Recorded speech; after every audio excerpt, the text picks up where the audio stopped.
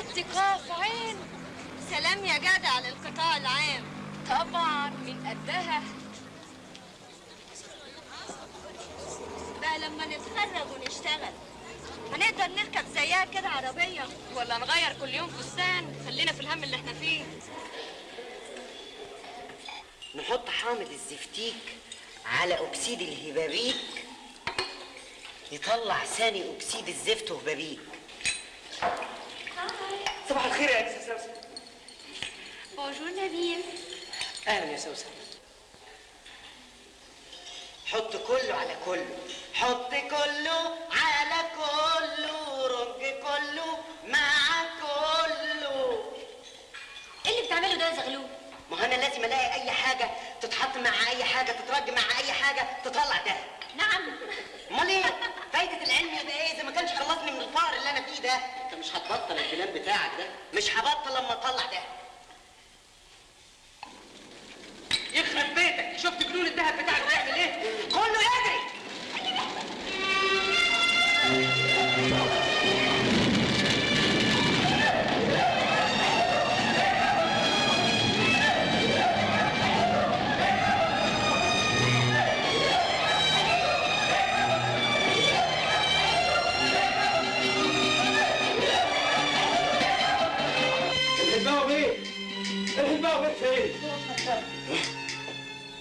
الحقني يا سعاده البيه، عمارة العجوزه وقعت يا هلباوي بيه.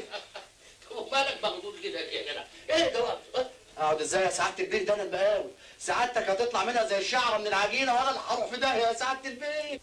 اسمع، ما دام مواصفات البنى سليمه اللي يكلمك ارقعه بالقديمه. كله كان على ايديكم يا سعاده البيه، انا كنت عبد المأمور. يعني ما خسرتش كده حبتين زياده يا طب وحياه النار اللي في ايدك دي ولا اتحرق زيها يا بيه؟ يبقى اطمن، حط في بطنك بطيخه صيفي، وما لقيتش دور على الشمام او الكوسه. وانا هكلم لك المحامي بتاعي عشان اطمنك انا. ربنا يخليك يا سعاده البيه، ربنا ما يحرمنا منك يا سعاده البيه. بتعمل كده ليه؟ ايه بس اقعد، ايه جيب لك اولاد، تعال تعال. بونجور يا بنت، انا الهلباوي. انا لسه كنت هطلبك دلوقتي عشان عمارة العجوزه. ها؟ لا لا لا ولا يهمك. شوف، ادي البيضه وادي اللي سلقها وادي اللي قشرها. بيضة ايه يا متر؟ يعني انت خايف ليه؟ انت اللي مولت العماره والمقاول اللي بناها، يبقى مين اللي ياكلها؟ المقاول. المقاول؟ ماله المقاول يا سعاده البيه؟ قاعد هنا عندي من الصبح ومخضوض يا سيدي. انا هبعتهولك عشان تطمنه بنفسك. روح للبيت محامي وهو هيعمل اللازم. ربنا يعمر بيتك يا سعاده البيه، ربنا يعمر بيتك يا سعاده البيه، ربنا يعمر بيتك يا بيه، ربنا يعمر بيتك.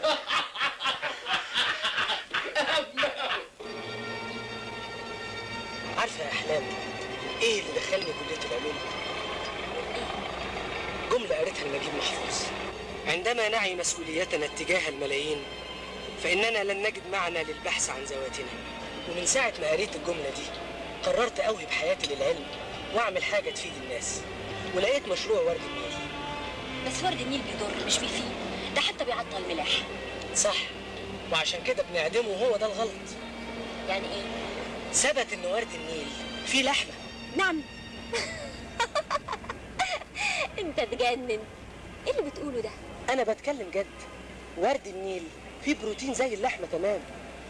انت متأكد؟ طبعا متأكد، ده بحث عالمي قريته في مجلة علمية.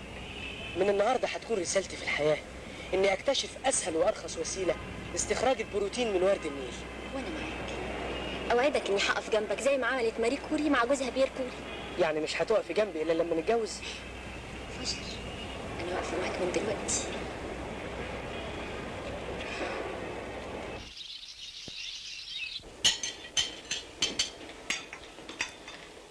تليفون عشان سعادتك.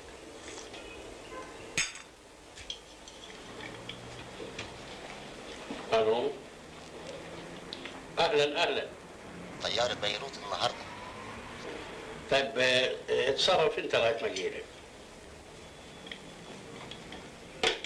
بابا، عمارة العجوزة وقعت. ما انا عارف يا ابني من امبارح. لكن ازاي ده يحصل؟ اعمل ايه يا ابني؟ ولاد الحرام كتير. ربنا وقعني في مقاول ما عندوش ضمير. ده مجرم سفاح. طبعا يا ابني طبعا. واكيد العداله هتمتص منه. هي فين العداله دي؟ كل يوم بنقرا ونسمع عن جرائم اشكال والوان، ولا حد بيحاسب حد. ده لو في عداله بصحيح المقاول ده لازم يتشنق في ميدان التحرير عشان يبقى عبره لامثاله. تمام تمام يا ابني، بس خلي الموضوع ده بعدين بقى عشان شوف يا حرام انت البطل التاني. صباح الخير يا ماما. متاسف قوي، الكارثه اللي حصلت دي نسيتني اصبح عليكي. اهو انا النهارده عرفت ليه ما رضتش تديني شقه في عماره العجوزه عشان اجرها مفروشه. يعني ايه؟ انا كنت عارف انها هتقع. ايه متواطئ مع المقاول؟ انت ما كنتش متواطئ معايا يا حبيبي. شوفي يا نونسة روحي، سيبينا من الموضوع ده. بقول لك ايه يا هلوتي، ما تيجي نتواطئ مع بعض.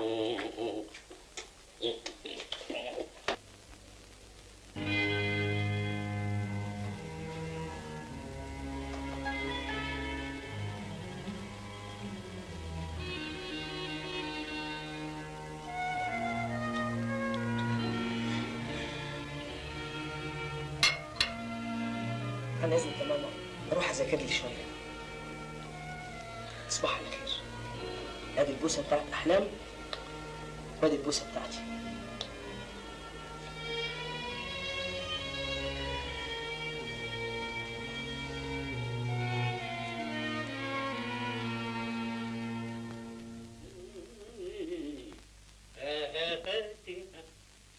من هذا الرضا جرعة تبعث الجنون كيف يسكت من الرب.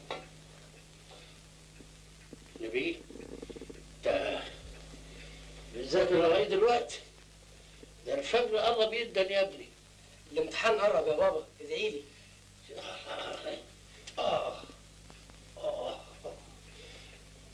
الظاهر اني اشتغلت كتير قوي الليله دي. اعمل ايه؟ تعبتني. هي مين دي؟ المصيبه بتاعت المقاول، الله يهده زي ما هدني. كل ما افتكر الضحايا المساكين اللي راحوا بسبب عملته السوداء. قوم بينا ننام يا ابني بقى. على فكره اعمل حسابك تفضلي نفسك بكره بالليل. ليه يا بابا؟ في حفله مقامه لصالح المجهود الحربي وانت معزوم معايا فيها. ما اقدرش يا بابا. ناقص ليله مذاكره يا اخي. ثم خلاص انا هجسر لك تذكره ب 10 جنيه. يبقى ما فيش داعي للمروحه يا بابا. ثمن التذكره هو اللي هيفيد المجهود الحربي، ومذاكرتي ونجاحي هم اللي هيفيدوا المجهود الحربي. يا نبيل يا ابني، يا ما قلت لك ان الشهاده مش كل حاجه، لازم يكون لك علاقات مهمه تسندك. وفي الحفله هتلاقي ناس مهمين قوي واصحاب نفوس في البلد، وعلاقتك باي واحد فيهم زي الشهاده اللي هتاخدها. بس يا بابا. وبعدين بقى انا اشتغلت كتير قوي ليلاد وما فياش حيل اقول اكتر من كده. تصبح على خير. انت من اهله.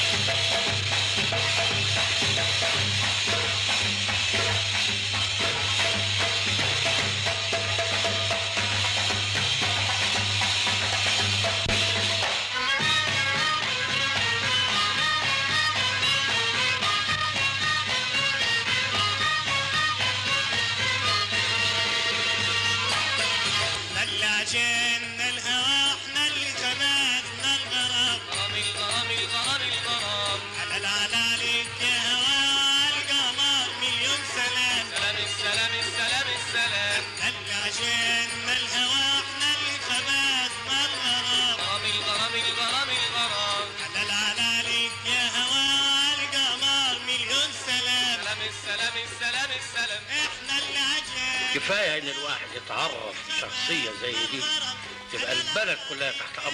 مش كلام.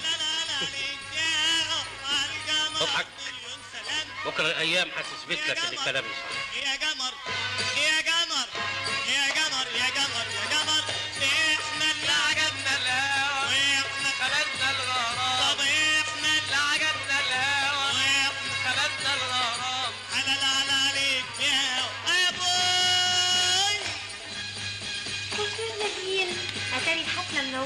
ميرسي يا سوسن. تسمحي لي اقدم لك والدي؟ تشرفنا يا فندم. اهلا وسهلا.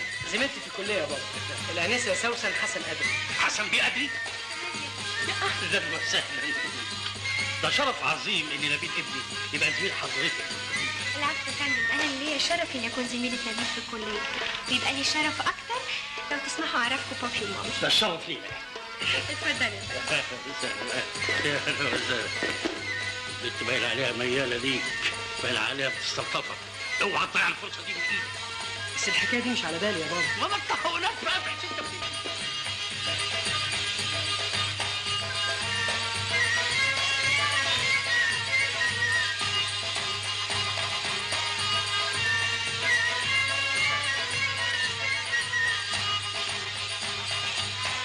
لو ما كانتش ظروف جماعتنا الليله دي انا كنت هطلب اشوفك. ده شرف عظيم ليا.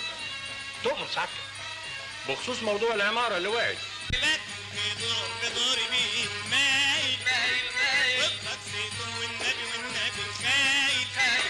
المسألة أكبر مما تتصور يا سيد الباوي. البلد في نكسة وبتحاول تعيد بناء نفسها وجيشها، ومجرد التسيب في أي نوع من الهدم يعتبر خيانة عظمى. يا فندم ده المقاول. كونك خرجت الكفالة ده مش معناه إنك يا فندم طب اسمح لي أشرح لسعادتك. مش وقت الكلام دلوقتي. إذا كان عندك أي كلام عايز تقوله يبقى تعالى لي بكرة في المكتب. أبرك سعادتك. اسمح لي.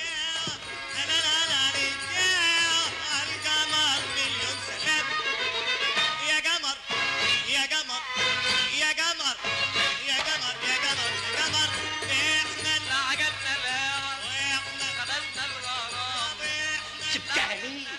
حد طيب بنت حسن قدر في حاله هتلاقي زيها منين؟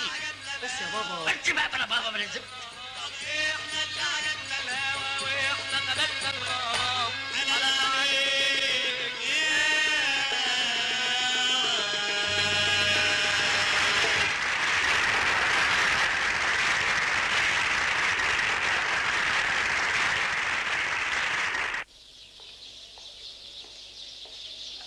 من فضلك عايز اقابل حسن بيه.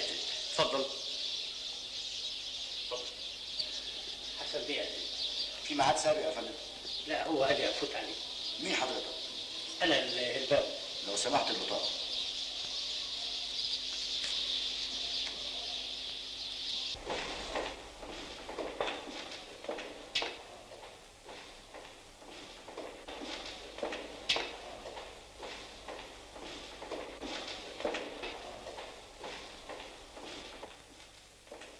حسن بيه ادري. اتفضل.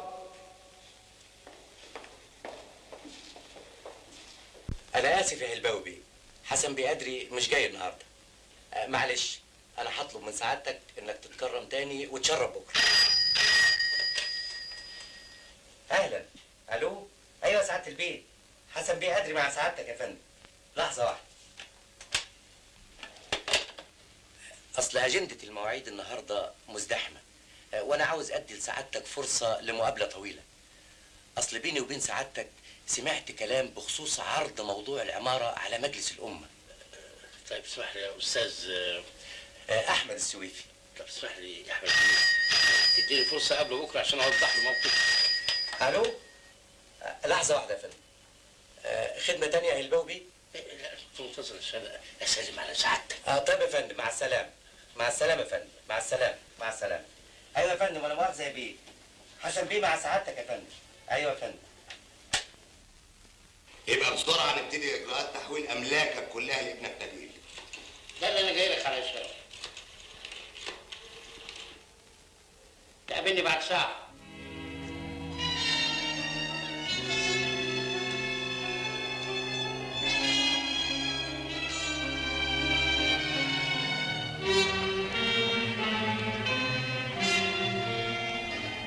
عايزك تهرب لي 2 مليون جنيه سويسرا، جايز باسبورك وسافر على طول. سعادتك خايف من ايه؟ العماره الجديده تحت التشطيب، ولما تخلص مفيش عليك اي مسؤوليه. واحد ادعى ان صاحب عماره وخد خليه 5 مرات، انت لا تعرفني ولا شفت خلقتي. اعمل اللي بقول لك عليه.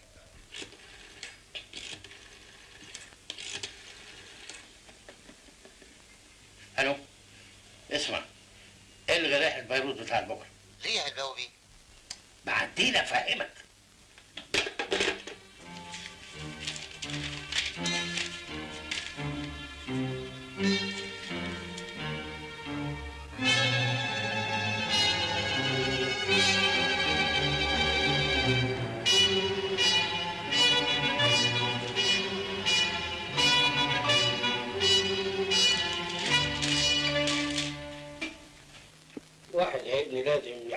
الامر انا قررت اني اكتب كل حاجه باسمك.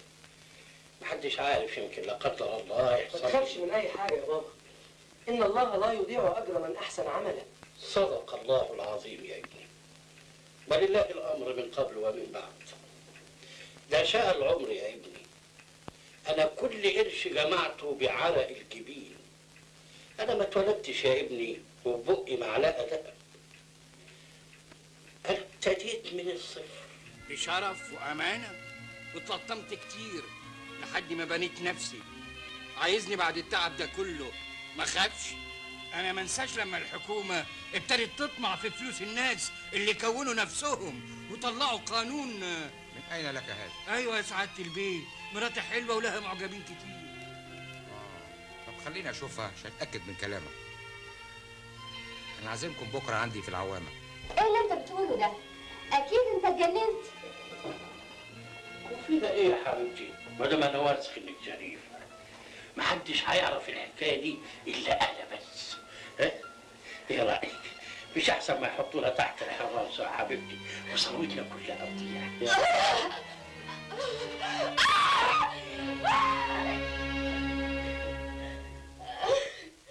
الحمد لله ربنا وقف معايا عشان فلوسي حلال، لكن مسكينه امك من خوفها عليا يا ابني وقعت مشلوله. يا رب يشفيك يا زينب ويرجع لك صحتك زي ما كانت. شوفي كاتبين ايه عن هلباوي؟ شوف انت بدلة الرقص اللي لابساها. انت يا بنتي انت مفيش مخك غير الرقص، ما تروحي تسيبي الهندسه وتروحي تشتغل رقاصه. يا ريت. ليه ما اكونش رقاصه ومهندسه؟ اشتهر اكتر. الصحافه تتهم هلباوي والمقاول بالخيانه العظمى. يسقط الخونه، يسقط الخونه، يسقط الخونه. دول بيتهموني بالخيانه العظمى يا احمد بيه. انا لازم اقابل حسن بيه عشان اشرح له موقفي. حسن بيه أدري أمرني أبلغ سعادتك بإنك ما تقلقش أبدا من اللي اتنشر في الجرايد النهارده. ودلوقتي تتفضل وتروح تقابل مصطفى بيه العريان رئيس مجلس إدارة المصنع، عنوانه في الكارت ده. الهلباوي بيه بشرف عندي. خليه يتفضل. يا اهلا اهلا هلباوي بيه، يا اهلا وسهلا، شرفت مكتبي. الله يشرف مكتبك. اتفضل اتفضل استريح. اطمئن. حسن بيه قادر يكلفني ابلغ سعادتك انه درس الملف بتاعك واتاكد له انك انسان نظيف 100%. ومع ذلك المساله بتشعل اكتر واكتر. مجرد شكليات عشان الراي العام يهدى. ولا ايه؟ لا لا معقول. ولو انا ما اخبيش عليك موقفك صعب، بس برضه ما تخافش. حسن بيه قادر يوثق من براءتك، بدليل انه وصاني اسند اليك عمليه توسيع المصنع. المرحلتين انشاء المباني وتركيبات المكن، بس اوعى المباني تقع.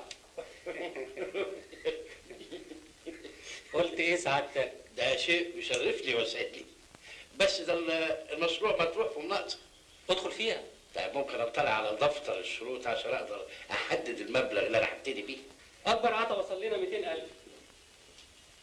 ادخل انت ب 300,000 واعتبر العطا رسي عليك.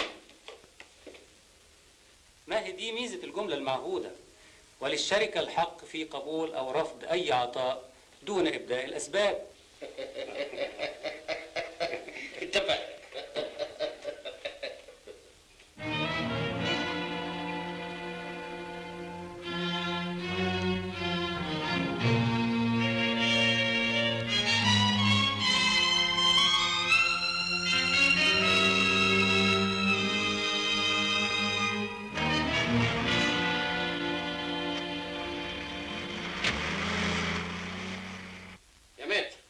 أجل كل الإجراءات اللي اتفقنا عليها، والغي كمان موضوع سويسرا. ها انتصرنا؟ انتصرنا.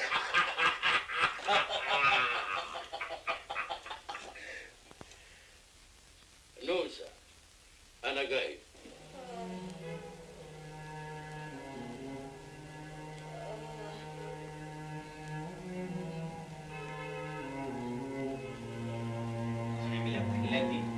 وبعد كده نحدد الاعلان.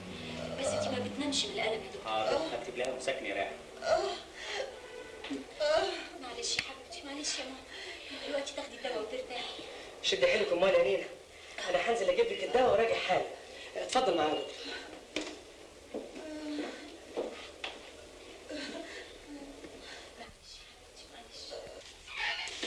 فندم يا سعاده البيه. قريت الجرايد النهارده؟ قريت يا سعاده البيه. بس حاجه الغريبه ان حسن قدري هو اللي بيطالب بعرض القضيه على مجلس الامه. بس ولا يهمك يا سعاده البيه، مركزك من الناحيه القانونيه سليم 200%. سليم منين وفي حسن قدري؟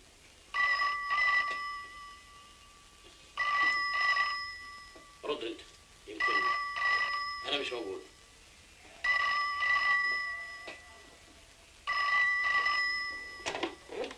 الو، اهلا سعاده البيه. اهلا وسهلا يا فندم. لا والله يا فندم لسه ما وصلش. الله يبارك فيك يا فندم. يا فندم الله يبارك فيك. حاضر، اول ما هيوصل هديله خبر. الف سلامه يا سعاده البيه. برعايه الله يا فندم. ده مصطفى العريان العطا رسى عليك وعايزك تروح له حالا. عجيب، منين بيغسوا العطا عليا ومنين بيقلبوا عليا مجلس الامه؟ يا سعاده البيه صحصح معايا. مساله العطا دي من الاول باين ان فيها ان. ايوه بس طب لزومه ايه الارهاب ده بقى؟ انا عايز سعادتك بس حط نفسك مكان حسن بيه. لما الصحافه تسالك عن رايك في قضيه خطيره زي دي ترد تقول ايه؟ كلام جميل عظيم. نتكلم بقى في الشغل. سعادتك هتبتدي بالانشاءات اولا. طبعا. اهم حاجه ان المباني تكون متينه بحيث ما تقعش، وده معناه انك جايز تطلع خسران من عمليه الانشاءات. الخساره دي هتعوضها في عمليه تركيب المكان الجديد. ازاي؟ قلت لي ازاي؟ مخزن الشركه فيه قطع غيار قديمه، هندخلها المكن الجديد ونرجع القطع الجديده المخزن بدل ايه؟ القديم. وبعدين الشركه بتبيع خردة المخزن في المزاد العلني، والمزاد هيرسي عليك، تبقى اشتريت القطعه الجديده برخص ايه؟ التراب. وبما ان المكن الجديد اللي فيه القطعه القديمه ما يصحش يعطل قبل سنتين على الاقل، الشركه هتراعي عدم تشغيل المكن باقصى طاقته، وبعد سنتين نعلن عن مناقصه لتوريد قطع غيار جديده للمكن، وطبعا هيرسي عليك ايه؟ العطا. وقطع الغيار اللي انت اشتريتها بسعر الخرده هتبيعها بسعر ايه؟ الجديد. سعادتك دخلت العطا ب250,000 والعمليه ارباحها 200%، يعني $500,000. سعادتك ربع وانا ربع والربعين. مفهوم، بس يعني الربعين دول مش كتير. ما تنساش ان مجرد موافقه شركه قطاع عام على اسناد مشروع ليك بيعزز موقفك في قضيه العماره. مفهوم. طب استاذن انا بقى. مع الف سلامه. طيب مع السلامه.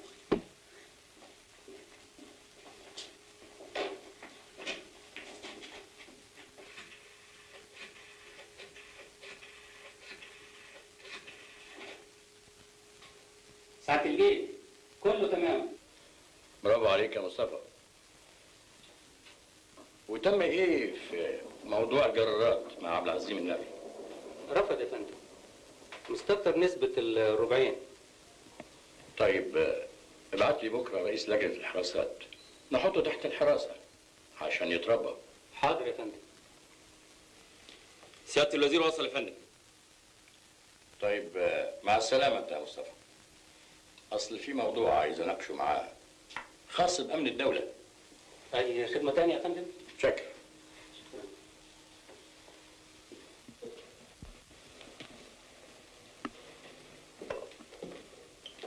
صباح الخير يا فندم. اهلا.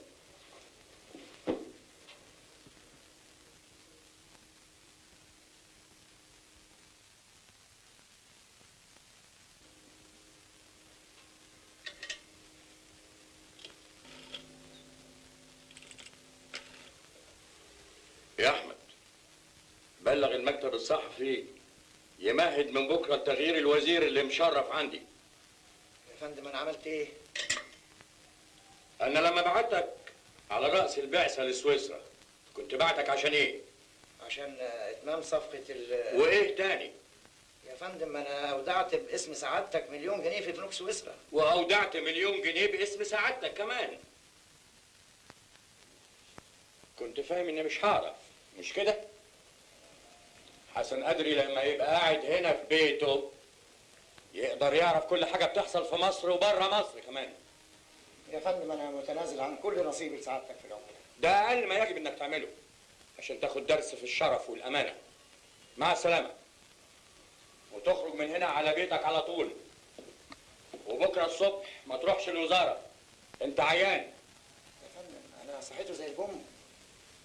انت عيان عشان تسافر سويسرا للعلاج. افهم. فهمت يا فندم. مع السلامه. رايحه فين يا رايحه؟ على النادي يا بابا. طيب خلي السواق يوصلك. بابا عايزة اطلع النهارده بالعربية سبور. عايز تطلعي بالعربيه الاسبوع لازم تديني بوسه. مليون بوسة.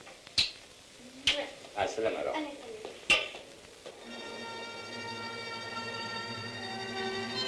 عارفه يا احلام، لما ينجح مشروع ورد النيل هيرجع سعر اللحمه لايام ابهاتنا واجدادنا. مالك؟ انا قررت اشتغل بعد الظهر. تشتغلي؟ ليه؟ ماما عياها هيطول ومصاريف العلاج بقت كبيره ومعاش بابا الله يرحمه يا دوب. عارف. سيبي مصاريف العلاج عليا انا. منين بقى ان شاء الله؟ ده انت مصروفك اللي بتاخده ما بيكفكش. زائد انك اذا طلبت فلوس زياده من باباك هتقول له ايه؟ كمان انا لا يمكن اوافق على كده. مش هطلب منه حاجه. انا هركن العربيه واوفر ثمن البنزين. يبقى ما عملناش حاجه لانك هتصرف اكتر على التاكسيات. خلاص نركب اتوبيس. يبقى هنضيع عمرنا على المحطات. بس ده هيبقى تعب جامد عليكي. شغل ومذاكره. طب هنعمل ايه؟ على العموم انا لقيت شغلانه سهله ب 12 جنيه في الشهر. شغلانه ايه بقى؟ كيس في اجزخان. يعني هتقبضي ماهيتك ادويه. وهو المطلوب. اهو حسن قادر طلع قدها ودود اهو. تاني اسبوع والجرايد ما جابتش سيره القضيه بكلمه. ما هو الاخر بياخد نصيب الاسد. زي بعض. مش خساره فيه. يعني اشقى واتعب وهو ياخد قد مرتين. ليه؟ انا بسرق بلاقي فلوس في الشارع. ده ظلم. معلش اعتبر ده تمن ظهر يحميك. وقالوا في المثل اللي له ظهر ما ينضربش على قفاه. ظهر ايه؟ ده ولا عصابات المافيا. ده هيفضل يستغلني من عمليه لعمليه واطلع انا بالربع ويمكن يجي وقت ما اطلعش فيه بحاجه ابدا. الظهر قال. وليه انا احتاج لظهر؟ ليه ما اكونش انا نفسي ظهر؟ يا ريت بس ازاي؟ يا ابني انا بدور على مصلحتك. سوسن بنت حلوه ابوها راجل قد الدنيا. عايز ايه تاني؟ بابا لسه بدري على التفكير في الجواز دلوقتي. انت اصلك مش وش نعمه. لكن انا هجيب لك النعمه لغايه عندك. اصل في الحقيقه ايه؟ تحب واحده تانية؟ زميله معايا في الكليه. بس يعني بس ايه؟ حالها على قدها. حلوه. فلوس عندنا كتير والحمد لله. دي انسانه عظيمه جدا يا بابا. تصور حضرتك انها بتشتغل بجانب الدراسه عشان تصرف على امها واخوها الصغير. انا دلوقتي طمنت على مستقبلك عشان هتكون معاك واحده بتحبك. اول هديه مني لكم انتوا الاثنين اني هديها ضعف الماهيه اللي بتاخدها دلوقتي. متشكر قوي قوي يا بابا. ربنا يخليك ليا. عن اذنك افرح ماما. ماما ماما بكيل يا ماما. نبيل هيخطبني وبابا هيشغلني عنده بقد ما هيتي اللي باخدها من الأزخانة مرتين. ألف مبروك يا بنتي. ربنا يديني طولة العمر واشوفكم متجوزين. يا حبيبتي خد حبيبي شوكولاتة جاية. يعني هتقدري تشتري لي الاكورديون يا ابله؟ طبعا يا حبيبي اول ما هي هقبضها هجيبهولك. بقى اول ما هي تقبضيها من المكتب تبقى زيها بالشكل ده؟ مش كفايه الاكورديون اللي اشتريتيه لحسام؟ لازم تجيبي لي انا كمان هديه عشان افضل دايما قدامك. انت دايما جوه قلبي. تصوري يا احلام بابا كان عاوز يجوزني مين؟ سوسن بنت حسن قدري. وبعدين لما اعترفت له ان انا بحبك قال لي يا اخي مش كنت تقول كده من الاول؟ انا بحب باباك قوي ومعجبه بيه قوي. اتفضلي بيه. عايزك عندي شويه يا استاذ حاج.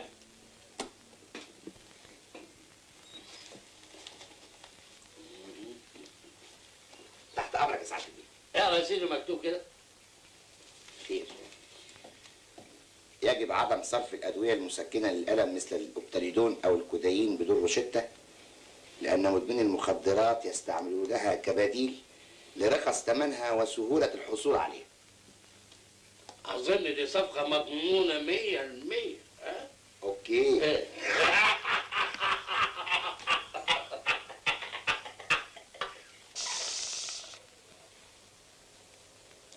وزي ما أنت عارف الزبائن بيتعاطوا الأدوية دي بدل المخدرات، يعني ثمنها أرخص والحصول عليها أسهل.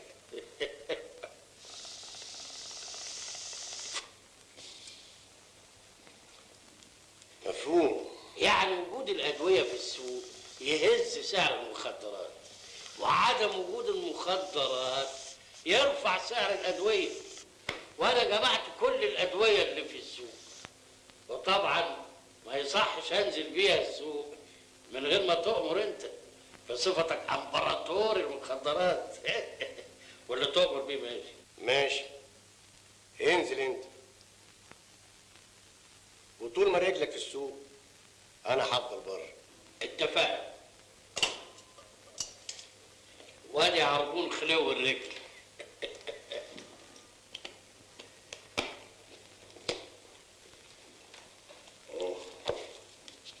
واحد،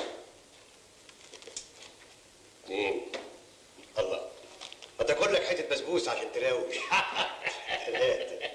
وطني وطني وطني حبيبي، أمي أمي أمي حبيبتي، هي بلدي بلدي يا مصر، بلدي يا مصر، بلدي يا مصر.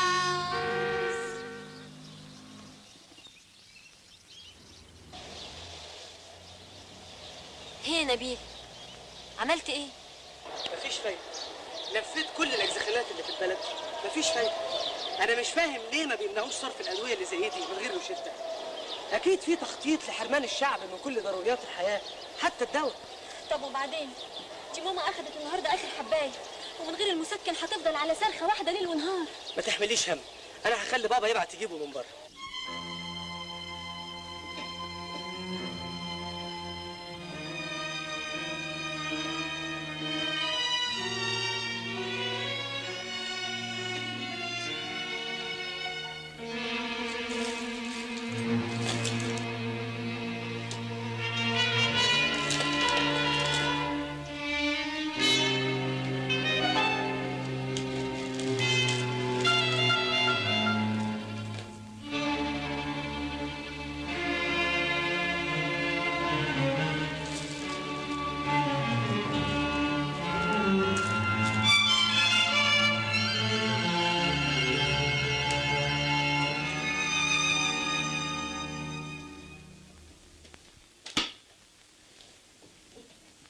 ابعتيلي الأنسة أحلام. حاضر يا فندم.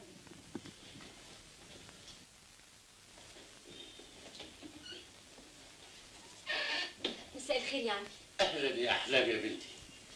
اتفضلي اقعدي يا بنتي. عاملة إيه ماما دلوقتي؟ والله يا عمي من ساعة الدواء المسكن وخلص وهي ما بتنامش ليل ولا نهار من الألم. يا بلد، حتى الدواء. على كل حال أنا عملت حسابي وبعد جبت من بيروت، وهروح معاكي عشان أديهولها بإيدي. متشكرة قوي يا عمي، دي ماما هتدعي لك ليل ونهار.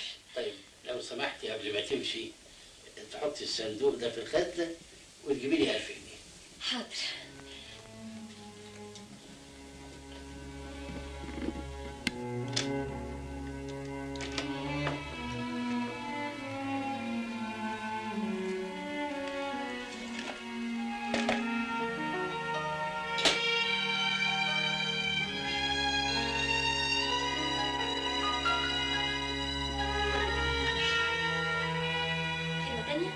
لا ابدا، اظن كفايه شغل الليله دي عشان عايز اروح معاكي اشوف ماما. ها؟ أهواك وأتمنى لو أنساك وأنسى روحي وياك، وإن ضاعت تبقى فداك لو تنساني. اتفضل يعني، اتفضل. يا ساتر يا رب، يا ساتر. ماما، عمي جاي يطمن عليكي، ده جاب لك الدواء من بره ومصمم يجي يقدمه لك بنفسه. وليه التعب ده؟ كتر خيرك يا الباوي. حالا هتبقي عارف. كوبايه ميه من فضلك يا احلام. حاضر يا عمي.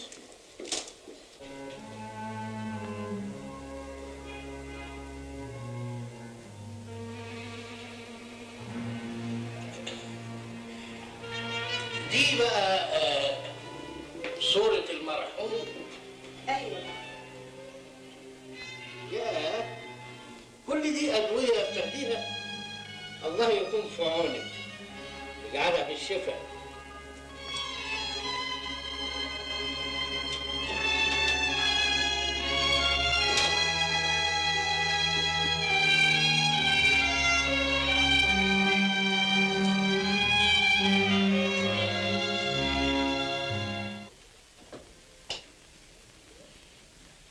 والخزنه دي كانت مقفوله؟ لا ابدا، انا سبت المفتاح في الباب ويا دوب رحت الحمام ورجعت بعد دقيقتين ما لقيتش صندوق المجوهرات بتاع مراتي. ما كانش عندك زوار بره؟ لا ابدا. يبقى حد من الموظفين بتوع سعادتك تشتبه في مين؟ مش معقول. مدير مكتبي بقاله 10 سنين معايا. الاثنين سكرتيرات بقالهم 7 سنين معايا. الحاج امين السعيد راجل حاجي بيت ربنا. مش معقول. ما فيش غير البنت الغلبانه اللي تعين الجديد عندي. في ايه يا احلام؟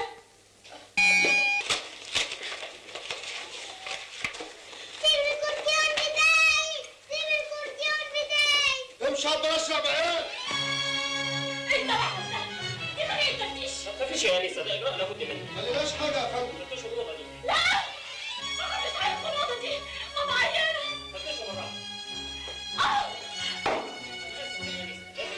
ابوس ايدك ماما هتموت من الخضه. اوعي هتروح فين تفتش؟ ماما ماما يا حبيبتي ماما يا ناس حرام عليكم ايه اللي بتعملوه ده؟ يا حبيبتي الظابط يا حبيبتي الظابط امي اغمى عليها ما بتنطقش. حد يعمل حاجه، حد يطلب الدكتور يا ناس حرام عليكم. ليه الثقه دي يا فندم؟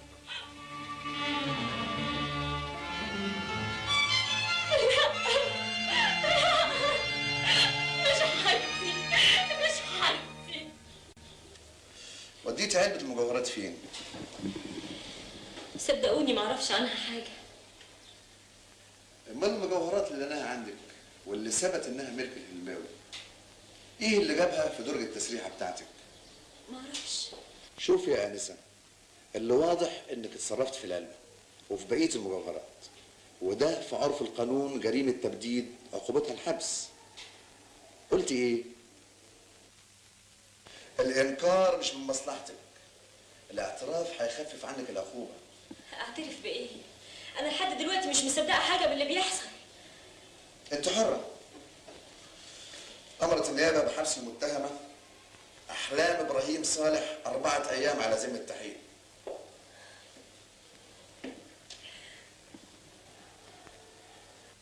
مش معقول، مستحيل احلام تعمل كده.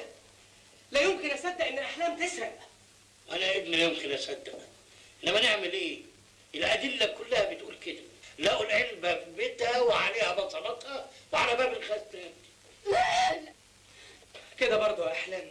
احمد ربنا انها ظهرت على حقيقتها. كنت هتتجوز واحده طمعانه في فلوسك، لكن ليه يا رب تعمل كده؟ ما كانت هتتجوزك وفلوسك هتبقى فلوسها، تقوم تضيع ده كله عشان شويه مجوهرات ب50,000 جنيه. يا سلام على الطمع لما يعمل ناس. على كل حال احمد ربنا يا حبيبي انها انكشفت وظهرت على حقيقتها. بس بقى خلاص يا حبيبي، خلاص يا حبيبي، خلاص خلاص.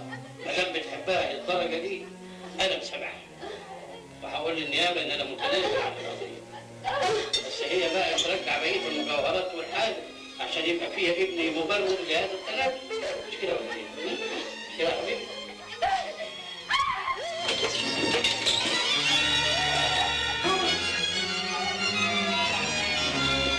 ماما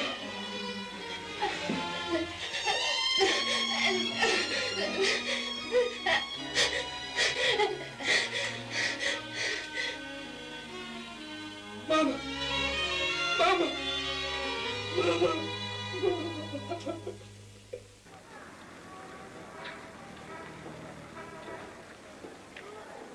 لقد تظاهرت المتهمة أمام خطيبها السري بالحب والوفاء حتى تتزوجه وتستمتع بثروته.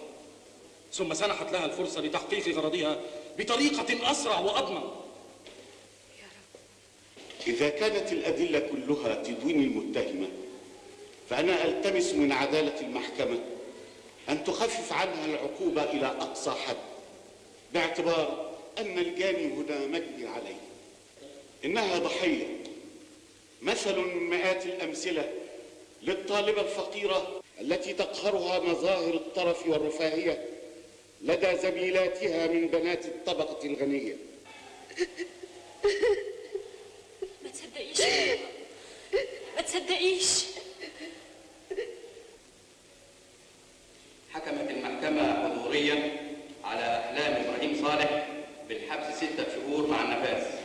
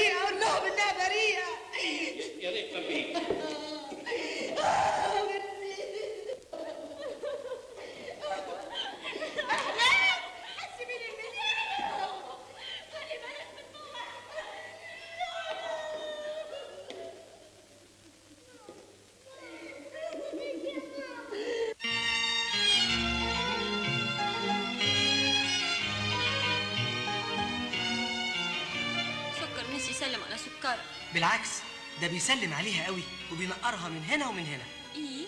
طب اكلتهم ايه النهارده؟ رز وعدس. يعني كشري.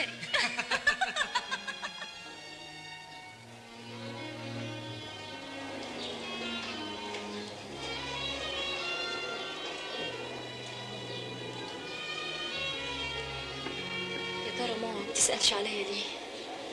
لا يكون التعب زاد عليها ولا حسام جرى له حاجة. مفيش حد يا اختي يطمنك عليهم؟ مفيش. الوحيد اللي كان بيسأل نبيل. اما انت هبله بصحيح، بقى تسرقي خزنه هايفه وانت بين ايديكي خزنه تبيض لك كل يوم بيضه دهب. بس انا ما سرقتش. يو ولا سرقتي وانت مكسوفه من ايه يا الدلعات؟ صدقيني يا لولو وحياة ماما واخويا ما سرقت. وصدقيني انت بقى ان شاء الله عدم خزنتي النبو المنيل على عينه حبيب القلب هو اللي وضب لك المصيبه دي علشان يجوز ابنه للست سوسن بنت السلطان مش بنت بولاق.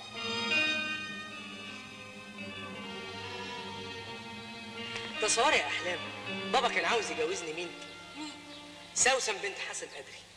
انا بريئه، انا مسروقه، حرام عليكم، انا بريئه.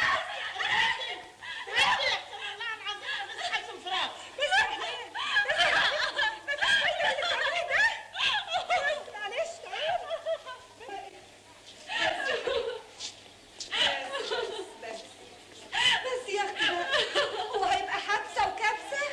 بس يا اختي بس روقي بس معلش اقعدي روقي بس. بقول لك ايه يا ضنايا، انت اتحاكمتي ابتدائي ولا استئناف؟ يعني ايه؟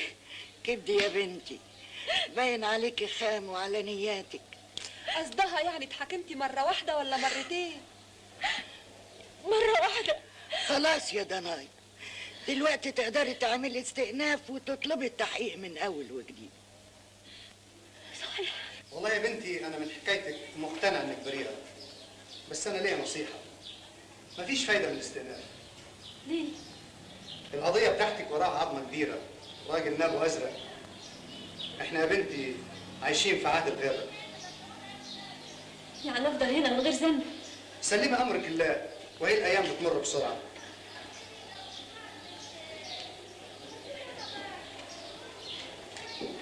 عيني عليكي يا بنية، مالكيش ظهر زين. اتهموكي في نعجة هايفة ورموكي في الزنازين، واللي سرقوا الجمل اتربعوا في دواوين. يا ناري، يا ما ناس بتسرق بالملايين ومحدش طايلهم.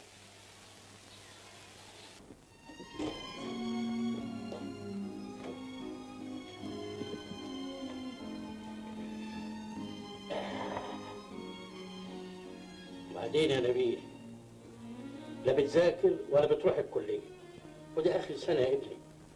مش قادر يا بابا. عشان خاطر المرحومة أمك. أنت عارف إنها كانت تتمنى إنك تاخد الشهادة وتتجوز.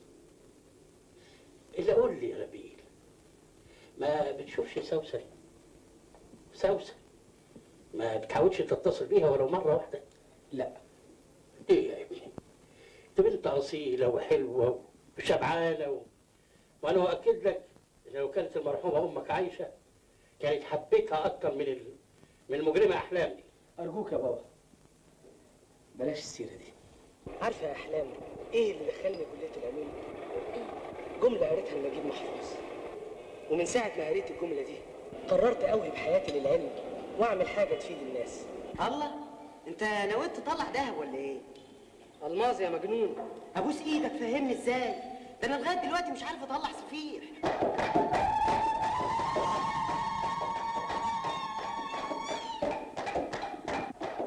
مبروك على الافراج يا دناي. عقبالك يا خالتي. انا يا بنتي ما بقاش فاضل لي عمر، باين هتدفن هنا. بعد الشر ما تقوليش كده. انا خارجه بعد شهر، اوعي تنسى عنواني، هتحتاجيني.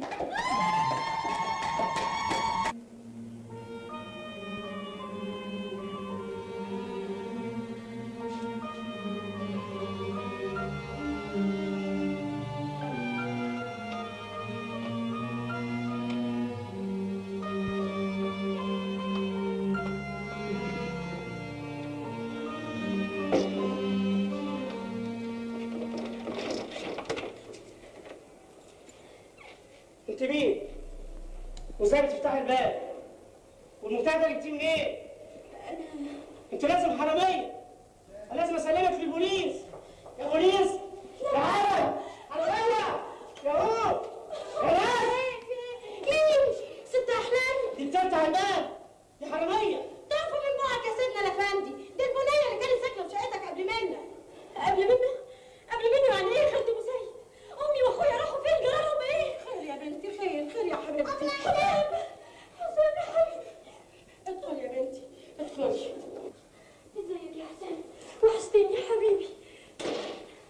الله يجازيه صاحب البيت، استفرد بامك وطردها من الشقه عشان يقبض خلوه من السكان الجداد. خدتها عندي هي واخوكي، وبعد كام يوم ربنا افتكرها ماتت مهجوره يا عيني. بس يا بنتي بس، ربنا يصبر قلبك ويخليكي لاخوك المسكين. بس يا بنتي.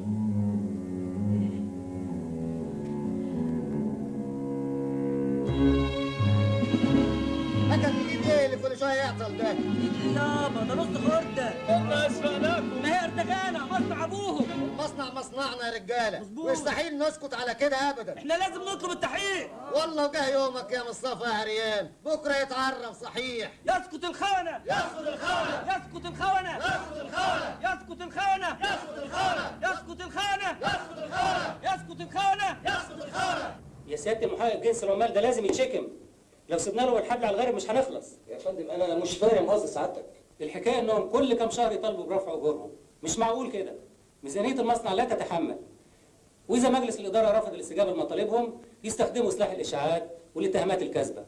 بقى معقول مكن جاي من بره بصناديقه ويبقى فيه قطع خرده؟ على العموم انا مضطر اطلب تشكيل لجنه لمعاينه المكن.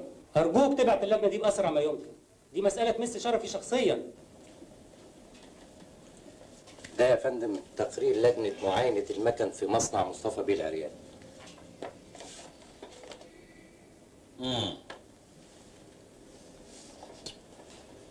يرقى السيد مصطفى العريان إلى درجة وكيل وزارة تقديرا لنزاهته وحسن إدارته للمصنع، ويجرى التحقيق فورا مع العناصر المخربة من العمال بصفتهم عملاء لأحد الجهات المعادية للبلد.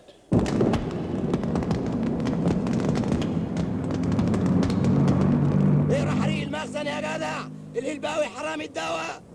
وقد تبين من بقايا الحريق أن مخازن الهلباوي كانت مليئة بالبضائع المهربة. الله يخرب بيوتهم. وبكميات هائلة من الأدوية المسكنة التي اختفت من السوق. لا منهم لله. حتى الدواء اللي العين محتاجين له خلاص ما عادش في رحمه. ده انت وقعتك سوري. طب اسمح لي اتكلم التليفون. تليفون؟ ليه بقى؟ سعادتك اتاخرت على الوزاره ولا هتكلم شيخ المنصب بتاعك؟ طيب بس اترضي واقف عندك ومش عايز اسمع صوتك لما اسالك. مفهوم؟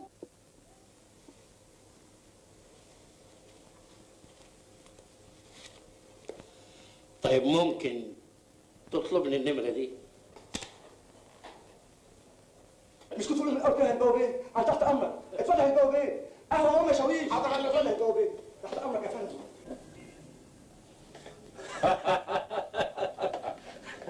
اتفضل يا فندم. اتفضل يا فندم. وبعدين يا حسن بيه هنسيب الهلباوي يضيع كده ولا ايه؟ المصلحة العليا فوق كل شيء. تمام يا فندم بس اللي يهمنا أولا وأخيرا سمعة القطاع العام اللي أوجدته الثورة. تقول إيه الناس لما تعرف إن القطاع العام بيتعاون مع واحد زي الهلباوي؟ سعادتك عندك حق، بس أنا يعني شايف إن الهلباوي ما كانش عنده علم باللي بيحصل في مخزنه. على العموم التحقيق هيبين كل شيء. اللي تشوفه سعادتك.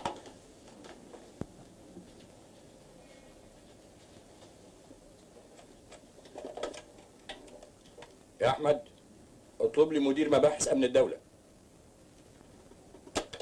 دول كلمتين كتبتهم بمعرفتي يا هلباوي بيه، لو سمحت سيادتك توقع عليهم.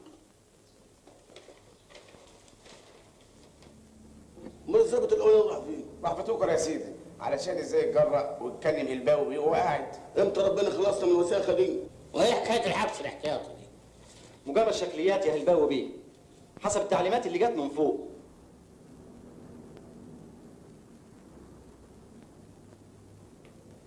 إن شاء الله التحقيق هيظهر الحقيقة زي ما حصل في قضية العمارة بالظبط. مش المقاول طلع هو المجرم، يبقى أكيد في مجرم تاني هو اللي استغل مخزن أبوك وحط فيه الحاجات دي بدون علمه.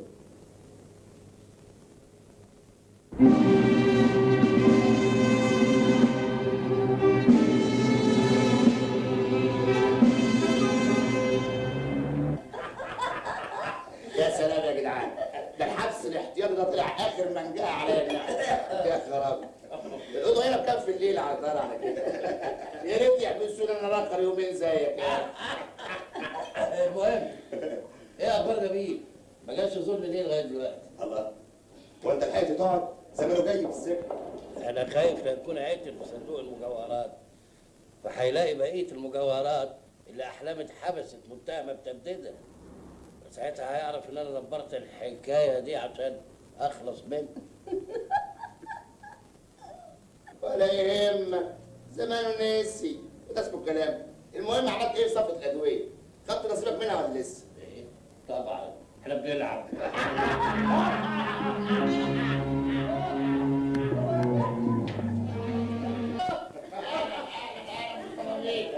كده برضه يا سيدي تحسوني؟ تغيير جو. على العموم حسن بيه قادر بيبلغك اعتذاراته عمليا. ادي يا سيدي مشروع رصف الشارع اللي كان نفسك فيه. انصر دينك ودين حسن بيه ودين اهله. بس المهم عمليه سفلكه الشارع لازم تخلص قبل 15 يوم. بس المهله دي قصيره قوي. اتصرف. وايه الحكمه؟ انا اقول لك يا سيدي ايه الحكمه. بقى حسن بيه ادى تعليمات لمصلحه التليفونات تبدا الشغل بعد 15 يوم. هي تفحت واحنا نبلط، وبعدها الكهرباء. هي تفحت واحنا نبلط، وبعدها مرفق المياه. هو يغرق واحنا نبلبط، وبعدها المجاري. وكما هو جاري انا الربع وانت الربع وعمنا الكبير الربعين. ليه كده خلصت الاتش كله. ازيك يا مصطفى بيه؟ الله يسلمك، والله وحشتنا انفاسك الحلوه. لوبتي ننوست. طيب نستأذن احنا بقى خلاص. ما بدري بدري يا جماعه. نسيبك احنا بقى تدرس القضيه. شد حيلك. حلوه قوي قضيتك دي. وعلى فكره مباراه معتبره لزوم القضيه.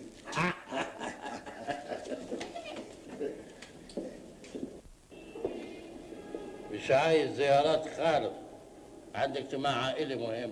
حاضر يا فندم. ايه المسخره دي؟ ما هي بلد فوضى، بلد من غير قانون. طيب اهدى بس.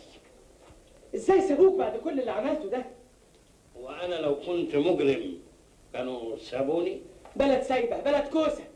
طول ما البلد دي بتحكمها مراكز قوى مفيش فيها امل. افهمني بس يا ابني. انا مش ابنك ولا انت ابويا. اديني فرصه اشرح لك الحقيقه. حقيقه ايه؟ انك بتتاجر بآلام الناس، انك انت السبب في وقوع العماره وقتل وتشريد اسر بحالها، انك انت اللي دبرت تهمه احلام عشان تخلص منها وتجوزني لبنت السلطان. ايه التخريف ده؟ ده مش تخريف.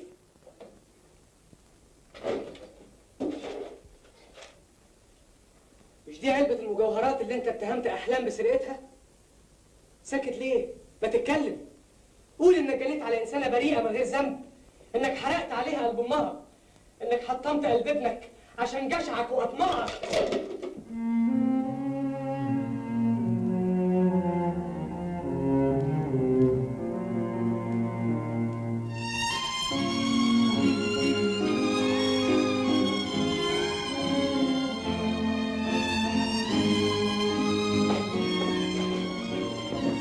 نبيل رايح فين؟ فلوسك حرام، كل حاجة في البلد حرام.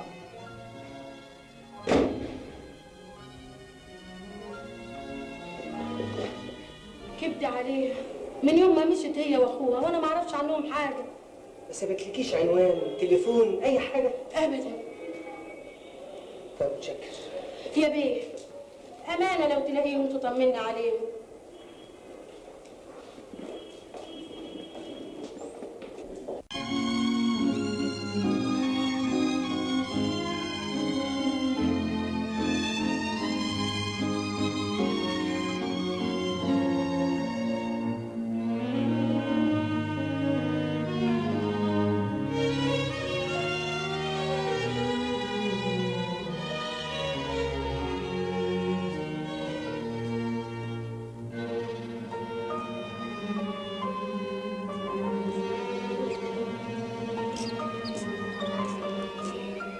صباح الخير.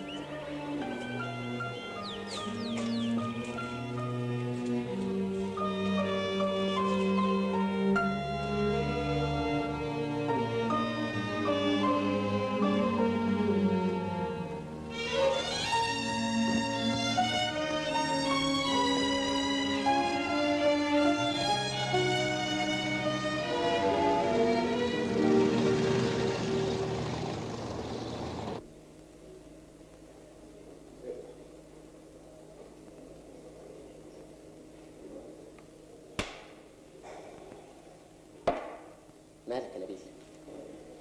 دي المرة ال15 اللي التجربة تفشل فيها.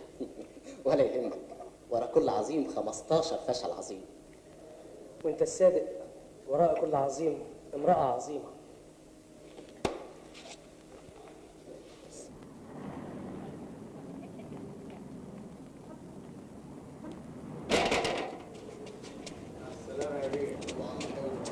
هات الإزازة واقعد لعبني.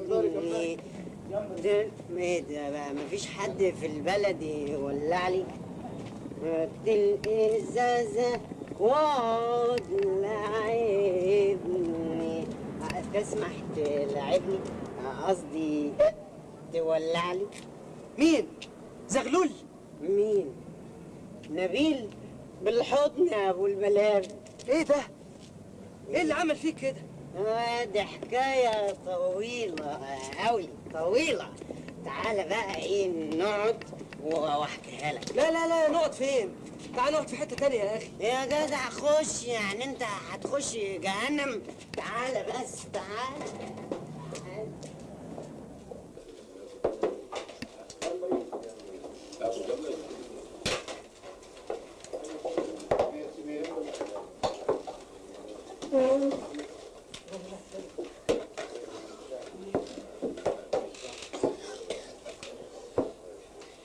اشرب يا بلبل. ما انت عارف ما بشربش. يا راجل اشرب. هو في حد اليومين دول ما بيشربش؟ ده احنا بنشرب شرب. اشي من البحر واشي من كهنة، اشي واشي. اللي على فكرة مش انا رحت لك البيت لقيت ابوك قال انك انت سبت البيت ليه؟ قول لي انت الاول، ايه اللي عمل فيك كده؟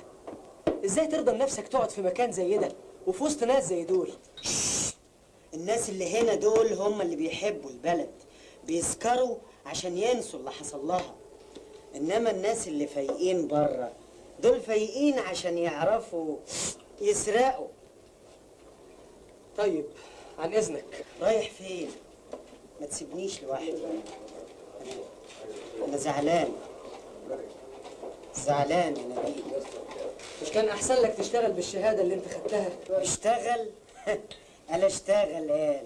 ما انا علشان اشتغل لازم كل يوم اروح الشغل، وعلشان اروح الشغل لازم اركب اتوبيس، وعشان ما فيش اتوبيس لازم اركب تاكس، وعشان ما فيش تاكس لازم اركب الهوا. ليه ما بقاش حرامي زي ابوك واكسب 1,000,000 جنيه وما ادفعش ولا مليم ضريبه؟ ايه انا حرامي؟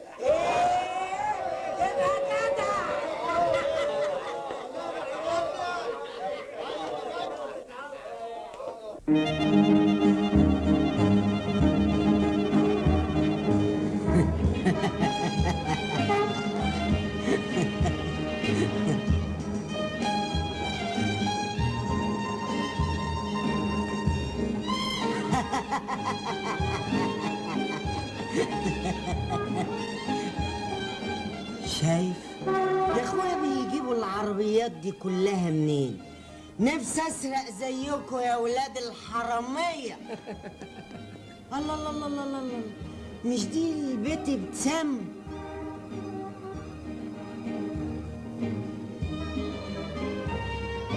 والله هنا. اخ لو كانت امي ولدتني بنت كنت برضه دخلت كليه العلوم وطلعت العلمة زغلول. رقصني يا جدع. يخرب عقلك، هتفضحنا في وسط الشارع.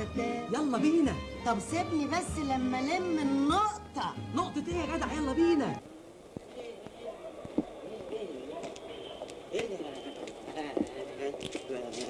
يا بلبل انت سكران ولا ايه؟ ليه بس؟ متهيالي انك تهت عن الشقه اللي انت كنت ساكن فيها. تعال ننزل بقى احسن يقولوا علينا حراميه. يا جدع تعالى بس تعالى. اتفضل. اوعى تقع بس. فو عليك بني ادم حمار. حد يسيب العز بتاع ابوه ويعيش في الزريبه دي؟ مش عاجباك سيبها. سيبها؟ انا سيبها قال. ليه بقى؟ قالوا لك عليا حمار زيك؟ عايز تاكل؟ عايز. ده انا واعي. بس تحكي لي الاول ايه اللي حصل بينك وبين ابوك؟ حاضر هحكي لك واحنا بناكل. لا واحنا بناكل تحكي لي. حاضر. ده انت زعلتني. بقى احلام بريئه. وديني عايش على امل ان الاقيها في يوم من الايام. اهي دي الحاجه الوحيده اللي ابوك طلع فيها ندل.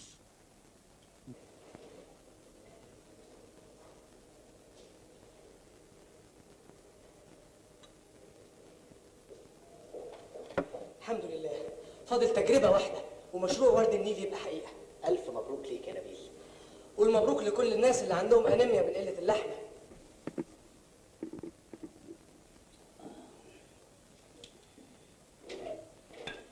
بارك لي يا زغلول. مشروع ورد النيل الحمد لله قرب يخلص. ورد النيل ايه يا جدع؟ بلا نيله. انا عندي مشروع هنا اخر ورد. مشروع ايه؟ ايه ده؟ رسم سريالي؟ سروالي ايه يا جدع؟ دي خريطة عبقرية هنسرق بيها البنك الاهلي. زغلول احنا مش اتفقنا تتنيل على عينك تبطل تشرب؟ دي مرة بس كده عشان الخريطة تطلع مظبوطة. جبت فلوس الخمرة منين؟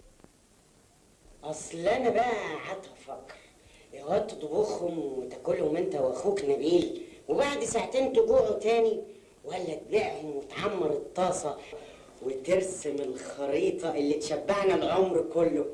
هما ايه دول اللي تطبخهم ولا تبيعهم؟ جوز العصافير اللي بره. يا نهارك اسود، سكر وسكرة. انت النهارده حققت شيء عظيم للبلد. الحمد لله. المهم دلوقتي تقدم مشروعك للمسؤولين عشان يتنفذ. ايه؟ مالك؟ كان نفسي احلام تكون معايا عشان تكمل فرحتي.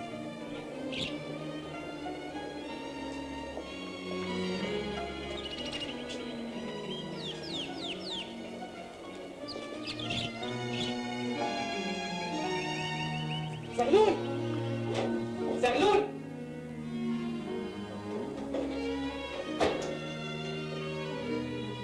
لحسن الحظ اني لقيت سكر وسكره في اخر لحظه. تصور كانوا هيذبحوا اخويا بلبل وحبيبته احلام. مبروك عليك عوده الحبايب، ومبروك لاول سرقه انجح فيها. الظاهر ام الله يرحمها بقى رضيت عني. الوداع يا نبيل، انت ليك سكتك وانا ليا سكتي. زغلول. ايوه احنا صحفيين جايين نعمل حديث مع سيادتك على الاختراع الجديد.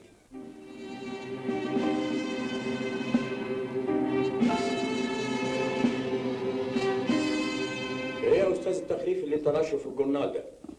وازاي تنشر كلام زي ده من غير ما ترجع لي؟ انا قاعد طرطور هنا ولا ايه؟ ولا انت فاهم ان الصحافه دي بتاعت ابوك؟ الصحافه ملك للشعب، يعني لازم تكون لخدمه الشعب مش لتضليل الشعب. وهو معقول كيلو اللحمه يبقى بريال؟ امال كيلو الكوس هيبقى بكام؟ ولمصلحه مين الكلام ده؟ انتوا عايزين تفتحوا عينين الناس على كلام سابق لاوانه. احنا في النكسه اللي عايزين نخلص منها ولا في اللحمه؟ لحمه ايه وكلام فارغ ايه؟ لا صوت يعلو على صوت المعركه. بس يا فندم اصل لما حسن قادر يتكلم تسمع وانت ساكت، فاهم ولا لا؟ انا شايف انك اعصابك تعبانه شويه، عشان كده لازم تاخد اجازه مفتوحه ابتداء من النهارده. وعلى فكره قبل ما تمشي تكتب مقال تمهد فيه للناس ان كيلو اللحمه هيبقى ب2 جنيه.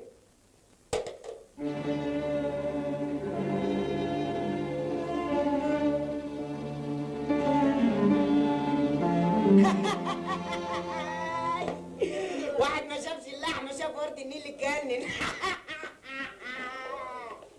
بقول لك ايه، ما عندكش ترمس ضاني؟ طب بقول لك ايه، ما عندكش حته لحمه اللي فيها سجارتين؟ مين؟ ما قلتليش يا نبيل، مشروع ورد النيل اخباره ايه؟ صاحب الليل يا نصيب. زفت، البلد كلها زفت الا الشوارع ما فيهاش ريحه الزفت. حاجه تقرف. الواحد مش عارف البلد ماشيه ازاي، زي ما يكون بتحكمها عصابه عايزه تخربها، وعايزه الناس تفضل غرقانه في مشاكل عشان ما تفوقش وتحس بالكوسه اللي ماليه البلد. نبيل تليفون عشانك. الو. ايوه يا فندم، انا نبيل الهلباوي. حالا يا فندم هكون عند سعادتك. خير ان شاء الله. الظاهر المشروع هيتنفذ يا احمد. اولا احب اهنيك بحرارة على مشروعك العظيم. العفو يا فندم، ده اقل ما يجب ناحيه بلدي. لكن تعرف يا استاذ نبيل، في حاجات بتبان في ظاهرها مفيدة، لكن في الحقيقة هي عكس كده. مش فاهم قصد سعادتك. مشروعك للأسف الشديد لو اتنفذ هيخل باقتصاد البلد. ازاي يا فندم؟ أقول لك ازاي. أنت عارف إن أزمة اللحوم سببها العلف والكسب. يعني كل ما زادت البهايم احتاجت لعلف وكسب أكتر. والبلد مليانة بهايم والحمد لله. يعني لو نفذنا مشروعك وما ذبحناهمش الأزمة هتزيد. بس يا فندم على فكرة أنا زعلان منك. ليه يا فندم؟ شاب زيك مثقف فيري بريليانت قدامه مستقبل عظيم، ما يصحش يقعد في قهوة بلدي في وسط ناس جهلة ويتكلم في مسائل أعلى من مستواهم. مسائل إيه يا فندم؟ انت عارف. حضرتك بعت لي عشان المشروع ولا عشان انسى حكايه المشروع ده نهائيا، مفهوم؟ انساها ازاي يا فندم؟ انسى مصلحه بلدي؟ انسى الناس الجعانين اللي ما بيعرفوش طعم اللحمه الا في الاعياد؟ لا عندك حق. عن اذنك لحظه واحده.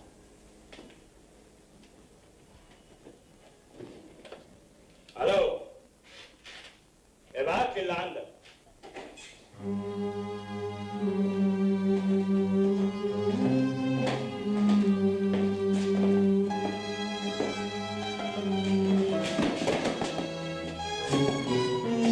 كيلو اللحمه بكام؟ بريال. كيلو اللحمه بكام؟ بريال.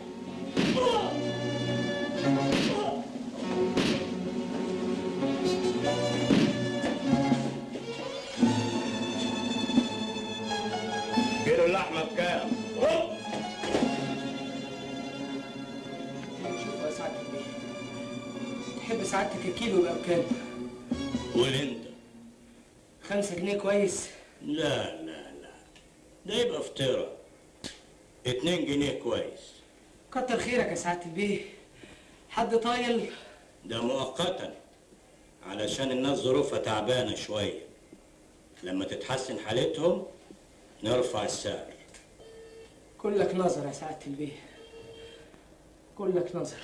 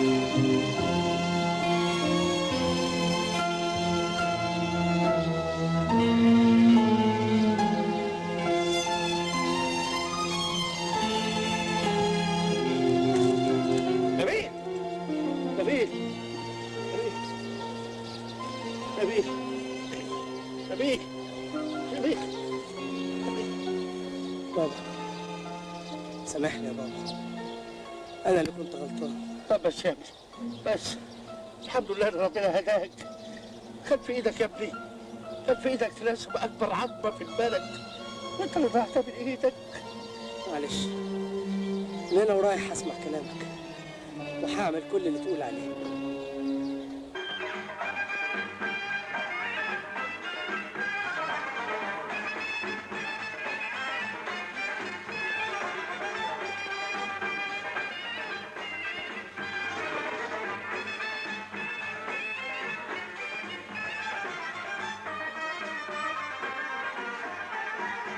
ألف مبروك يا هلباوي بيه، ربنا يتمم بخير. أنا حالف لازم أعزه يوم فرح فريد بيه. ومين؟ وسط يا فندم.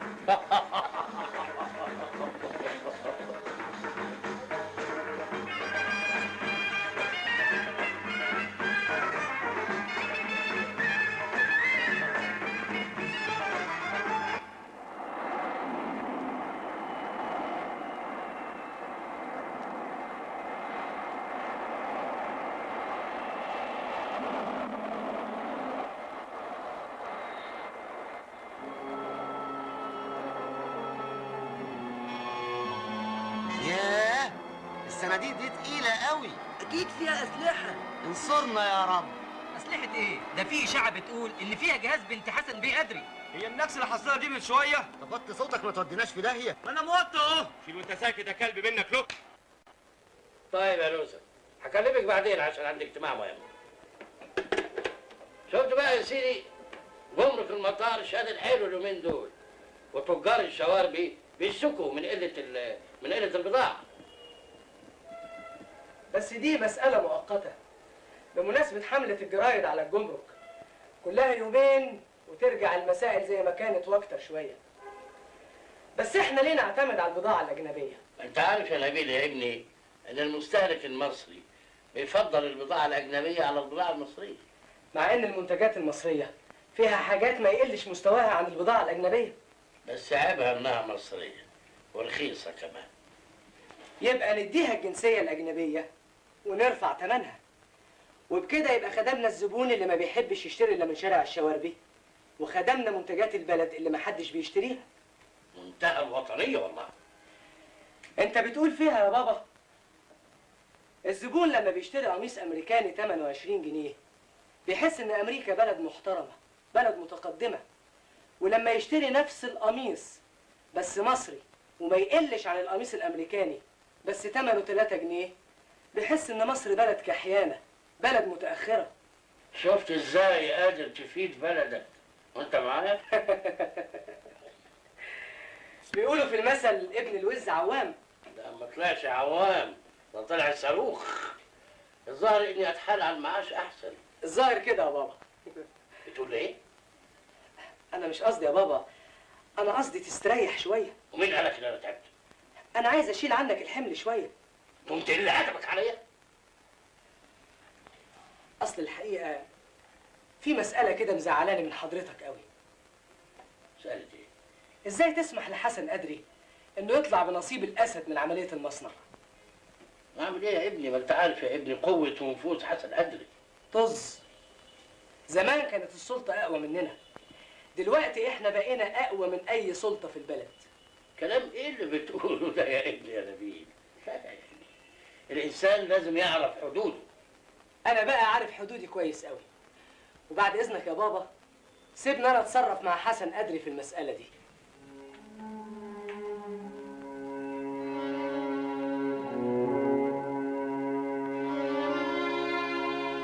يا حبيبي، بيزنس از بيزنس، وكونك جوز بنت شيء وعلاقات العمل حاجه تانية. ثم ما تنساش ان ريحه المكن لو طلعت هيشمها مجلس الامه، وعشان نغطي الريحه الوحشه دي لازم نولع بخور، والبخور عند العطار، والعطار عايز فلوس. ثم انت جاي تكلمني على $500,000 جنيه وانا ساكت على ابوك، وانا عندي تسجيل بصوته يوديه ورا الشمس. تسجيل ايه؟ ابوك يا استاذ بيهرب فلوس لسويسرا. لك حق يا عمي، انا اسف جدا وارجو ما تكونش زعلان مني. لا ابدا، ده انت جوز بنتي وزي ابني بالظبط. دي الصينيه اللي كانوا بيقدموا عليها القهوه للملك فاروق.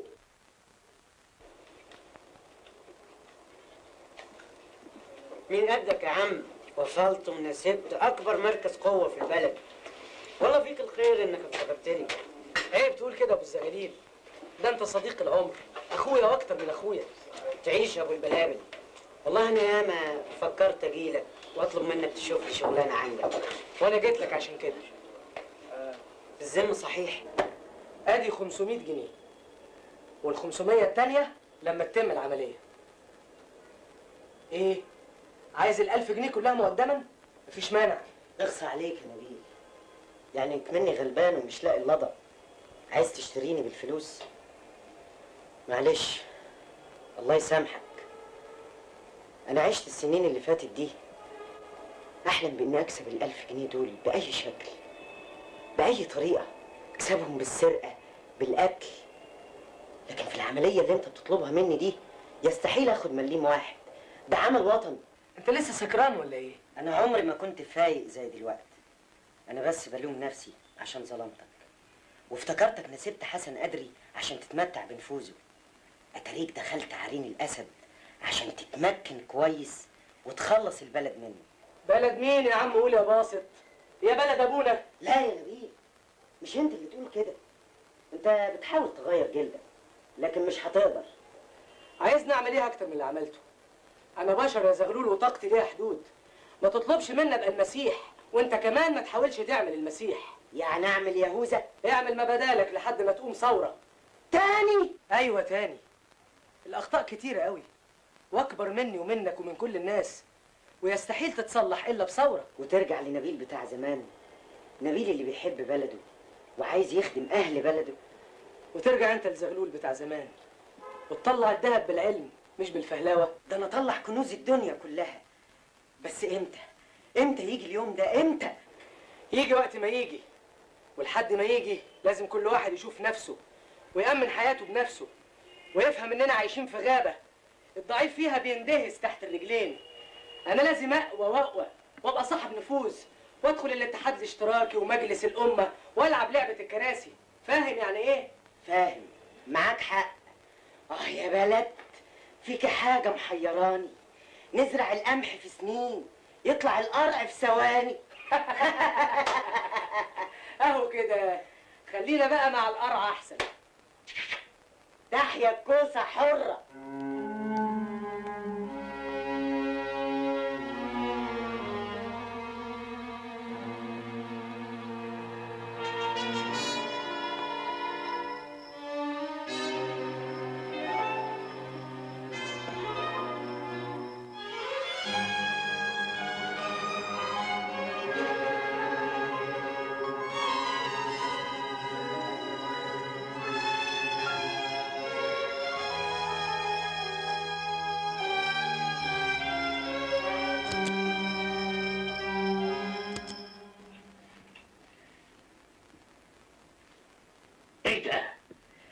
دي صور لحسن بيه أدري وهو مع صاحبه. مش الراجل طلع انت كمان دول يموتوك. بالعكس، ده هو احرص انسان على حياتي، لانه عارف ان النيجاتيف موجود مع واحد في اوروبا، اي حركه منه هتبقى فضيحته بجلاجل. مش كده وبس، وده شريط تسجيل بصوته وهو مع صاحبه.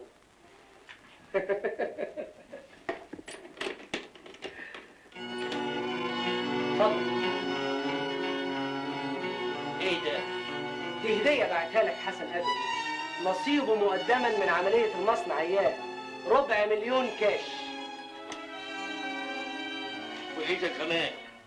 ده بقى نصيبنا من مجوهرات الاسره المالكه اللي لهفها سي حسن أدري. لا معقول انا فيك؟ مش معقول ليه يا بابا؟ مش حضرته كان بيهددك؟ انا حلفت لازم اجيب دماغه الارض. ايه يا بابا مالك؟ سلامتك يا عمي. الله يسلمك يا بنتي. ألف سلام عليك يا هلباوي. والله يا عمي امبارح خضنا حته خضه. والدكتور قال ايه؟ ابدا، مجرد صدمه من مفاجاه ما كانش يتوقعها. ده كلام يا راجل، ده انت طول عمرك متعود على المفاجآت. يظهر ان اعصابي ما بقتش تتحمل الشغل زي زمان. عشان كده هكتب لنبيل توكيل عام بكل حاجه. وانا يشرفني ان احنا نشتغل مع بعض، بس بشرط ما نشتغلش في الحشيش. امال نشتغل في ايه؟ نشتغل في الهيروين. حلو، ده خطته ب100. وانت التلت وانا التلتين. ليه بقى؟ لان مراتي هي اللي هتدخل بالبضاعه، واظن مفيش حد في مصر يستجري يفتش بنت حسن أدري. حلاوتك 100 مثل. انا جوزي بيشتغل في تهريب المخدرات، وكمان عايزني اشتغل معاك. انت مش عارف انا بنت مين؟ الظاهر انت اللي مش عارفه.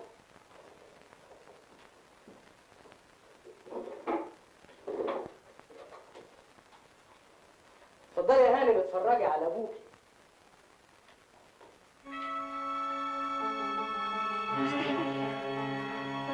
اكيد الصور دي مزيفه. انا هوديك في داهيه. طب وصوته؟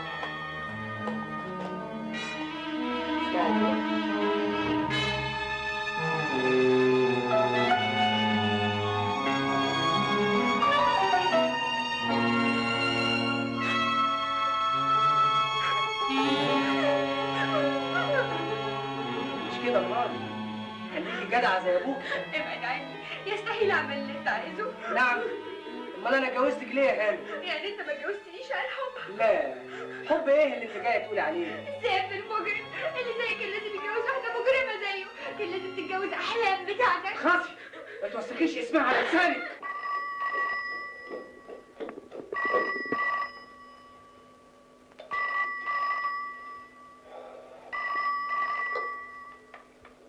الو، مالك يا سوسن؟ الحقني يا بابا، الحقني. سوسن، سوسن،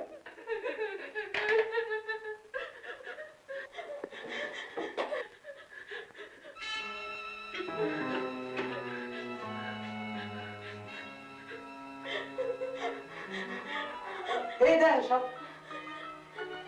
اديني شريط والصور والنيجاتيف بتاعها. كان من عينيا، بس النيجاتيف والتسجيل الاصلي موجودين عند واحد في اوروبا. هيسمع صوت طلقه الرصاص دي وتبقى فضيحه ابوك بجلاجل في كل اذاعات وجرايد العالم. اظن دلوقتي هتعملي اللي بقول لك عليه، ولا لسه برضه بنت حسن قادر ما يصحش تشتغل في المخدرات؟ مش عايزه اعيش معاك، طلعني طلعني. انت بنتك زوجة ناشز، لازم تدخلي بيت الطاعه عشان تتحكمي.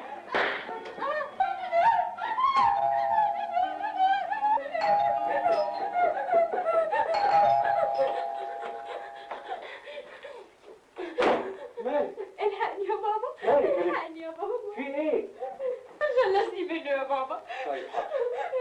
منه اتطلع منه حالا.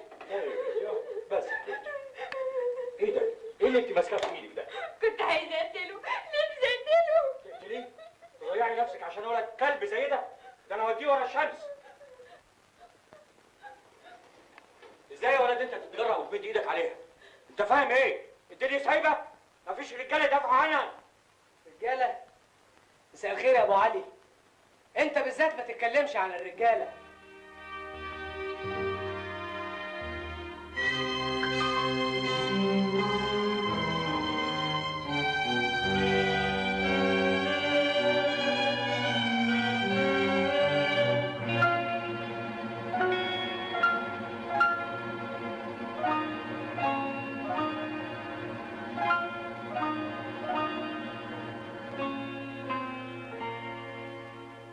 يا بنتي بتزعليه ليه بس؟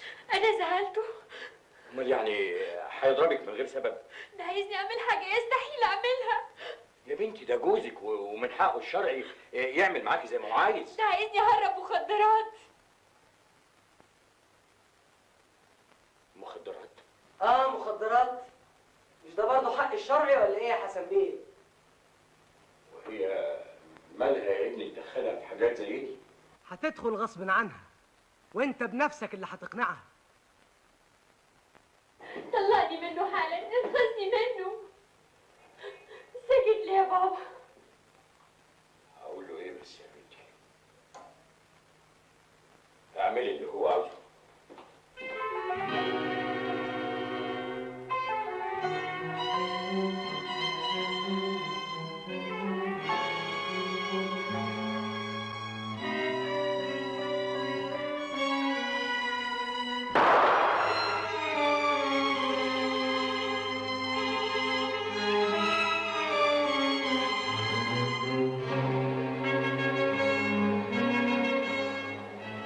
خسارة انها انتحرت، كانت هتنفعنا قوي. ولا يهمك، انا عندي فكره اجدع منها 100 مره.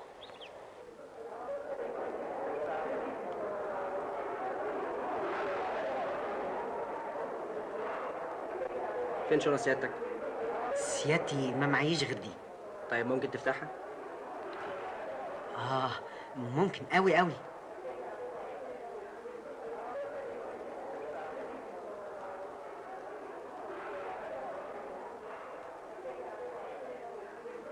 الله،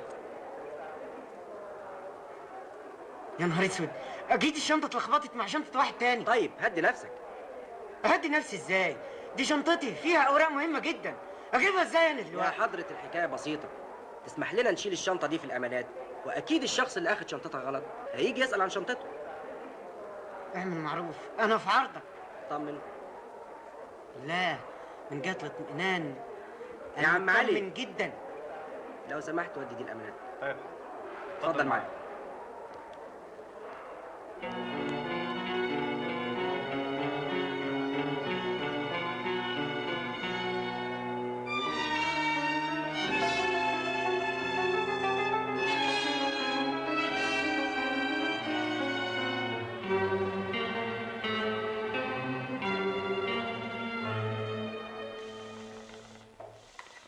الشهادة لله، انت مفيش منك ومنك. البركه في افكار نبيل بايه؟ ايه تحبوا نحتفل فين بقى الليله دي؟ انا عازمكم. تحبوا نروحوا الاوبرج ولا الاريزونا ولا صحارى سيتي؟ لا سيبكم الحتت دي، انا هسهركم في حته هتاخدوا فيها حريتكم قوي. فيها زغاليل. زغاليل من 16 سنه كده لحد فوق. اديني اكتر، دي هتبقى ليلة من 1000 ليلة. قشرتيها لي يا حلوين فصصها لي، فصصتيها لي يا حلوين أكلها لي بالبق، أكلتيها لي يا حلوين فصصها لي، أبيض برتقانة يا حلوين قشرها لي، قشرتيها لي حلوين أكلها لي بالبق، أكلتيها لي يا حلوين فصصها لي.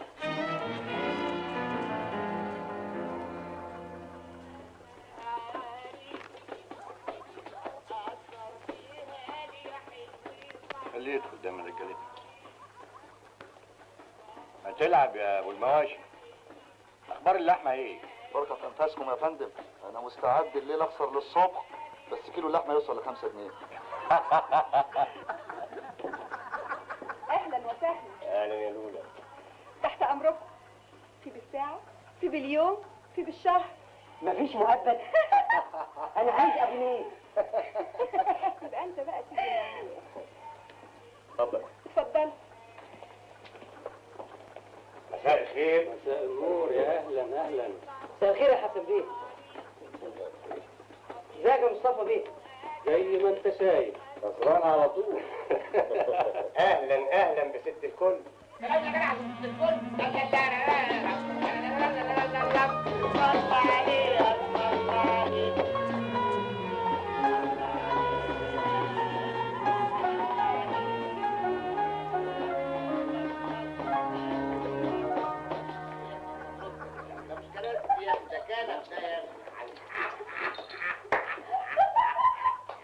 اهلا اهلا بست الحسن والجمال.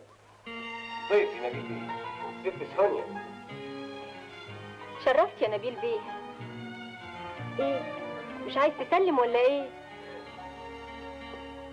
يوه ده انت باين عليك تعبان قوي. اسمك ايه يا أمورة؟ بيضة. حلاوتك بالصميت. تسمح؟ ايه بالراحة بالراحة لا البيضة تطقش. تعالى يا أخي استنيني يا بيضة. اوعي تفقسي قبل ما ارجع لك. تعالى بس. بص هناك. مين دي؟ خليكي جنبي. وشك حلو عليا. أحلام. دي أحلام. أحلام. أحلام؟ أحلام مين يا بيه؟ آسف الظاهر إني بحلم. طلعت اوت. قطع دراعي ما كانت دي احلام. انا لسه ما سكرتش، بس مش معقول دي تكون احلام. انت هتمخرج لمخي ليه؟ عن اذنك اروح اقشر البيضه بتاعتي. ازيك يا حبيبي؟ وحشتني قوي قوي. اتعشيت؟ ايوه يا ابله اتعشيت وقاعد اذاكر.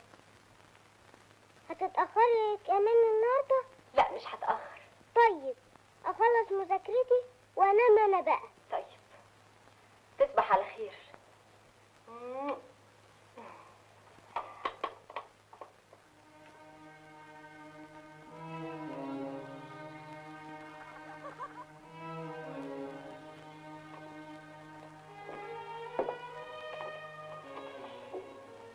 اللي يجي هنا ويقعد لوحده يبقى حاجة من اتنين، يا إما بيحب يا إما يا ترى انت أنهو فيهم؟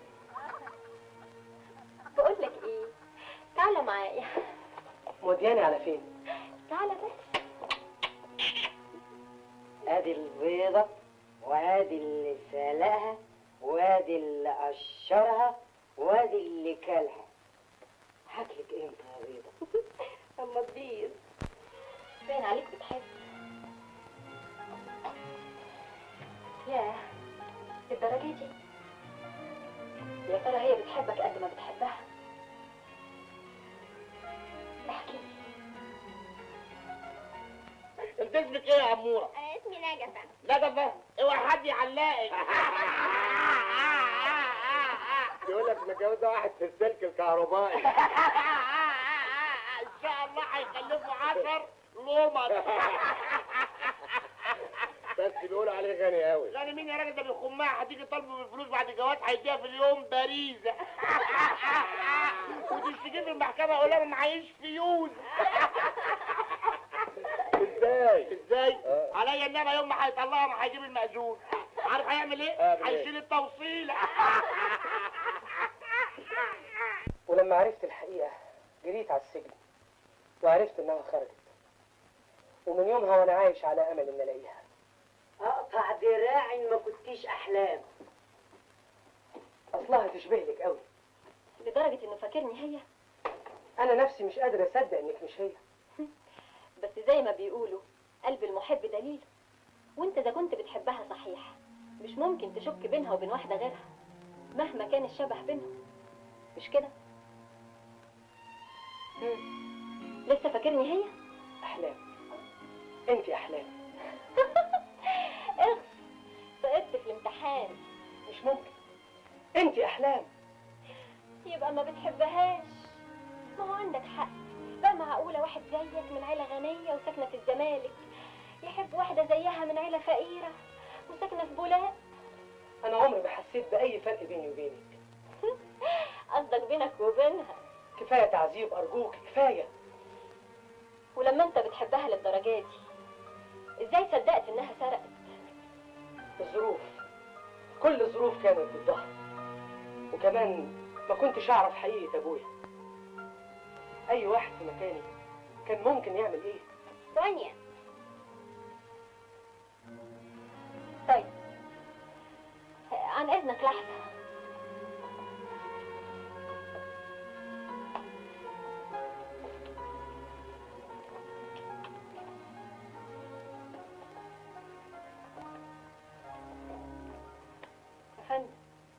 كان بيكلمك بيقول لك ايه؟ بيكلمني عن الحب والاحلام. يعني ما عرفكيش؟ تقدر تقول انه متاكد ان انا احلام، بس انا اللي بنكر. هايل، خلينا ماشيين على كده. يبقى احسن لو شفت له صرفه تمشيه حالا دلوقتي. ايه مالك؟ طول عمرك اناني، مش كفايه فرقت بينا السنين دي كلها؟ قصدك ايه؟ احلام، لو كنت بتحب نبيل ابقى بعيدي عن حياته، ما تدمريه سمعته. نبيل ناوي يدخل العمل السياسي. ها، يعني ناوي يلعب اللعبه الكبيره. احنا اولاد النهارده والماضي انتهى وراح خلاص. راح بالنسبه لك انت، لكن بالنسبه لي انا الماضي هو الشيء الوحيد اللي عايش في حياتي، وحب النبيل هو حب الوحيد اللي عشته ولسه هعيشه. نبيل مش بيحبك، نبيل ما اصبحش في قلبه الا حب المال، حب السيطره. ده اللي كان مخوفني وخلاني انكر ان انا احلام لحد ما اتاكد من حبه ليا. لكن دلوقتي اللي مخوفني احلام بتاعت النهارده. يا ترى هيقدر ينساها ويفضل يحب احلام بتاعت زمان؟ طبعا لا. هنشوف.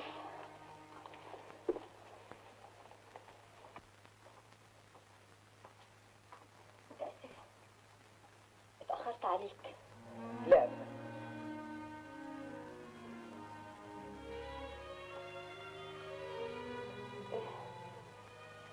ازاي سكر وسكر؟ احلام، احلام. حالك امال، انت دلوقتي مش قدي، نقي لك واحده تكون قدك. ايه اللي انت بتقوليه ده يا احلام؟ انا مش مصدق نفسي. لا صدق. انا عذرك يا احلام، اللي اتعمل فيكي ما كانش قليل، كان شيء فظيع، لكن اللي انت فيه ده مش حقيقتك ابدا. تعالي يا احلام، تعالي نرجع لحلمنا الجميل ونعيش مع بعض على طول. يفتح الله. حياتي وثروتي وكل ما املك بين ايديكي. كده؟ طب تعالى معايا.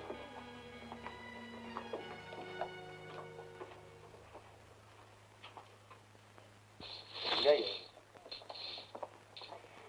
العب على كل اللي حيلتك. ان كسبت يبقى كسبتني كمان، وان خسرت تبقى خسرت كل حاجة حتى انا. موافق، وهكتب لك شيك بكل ما املك. نبيل، اوعى تكتب الشيك. كمان هنا؟ ضيع نفسك ومستقبلك عشان واحده ساقطه زي دي. السقطة دي تبقى ضحيتك. انا مش ضحيتها، انا تلميذته. ابوك علمني درس العمر، والسجن كان تمن الدرس. بس ايامها كنت لسه ساذجه، قمت عضيت ايدي استاذي. خرجت من السجن وانا كل هم انتقم منه.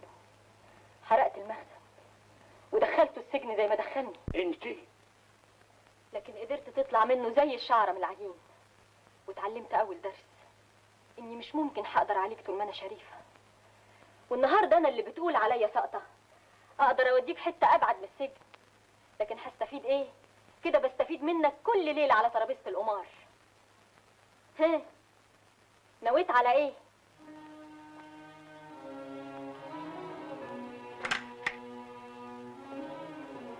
اياك تمضي. يا ريت يقتله وخلصنا منه. يا سلام، دلوقتي بس عرفت قد ايه بتخاف على مصلحتي. زمان عملت فيها اللي عملته عشان مصلحتي، ودلوقتي بتهددني بالمسدس برضه عشان مصلحتي. يا ترى لو ما كنتش عامل لي توكيل يحكمني في كل اموالك كنت هتخاف على مصلحتي للدرجه دي؟ اضرب اضرب اضرب بقى وخلصنا.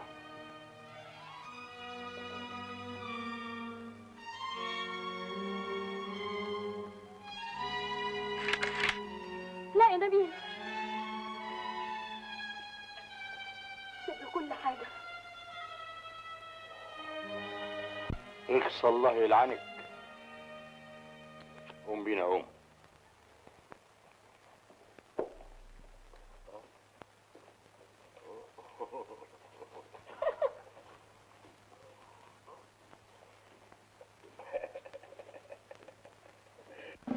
لن نفرط في المسؤولية إطلاقاً. لن نفرط في الأمانة. لن نسمح بقيام أي مركز من مراكز القوى مهما كان مكانه ومهما كانت قوته. احنا داهية. لن نسمح لأحد أن يخرب جبهتنا مهما كلفنا ذلك.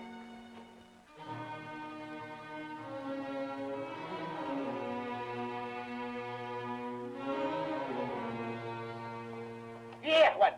ايه الشوشره دي؟ احترم نفسك يا سيد. الواحد ما يعرفش يفتح في البيت ده ولا ايه؟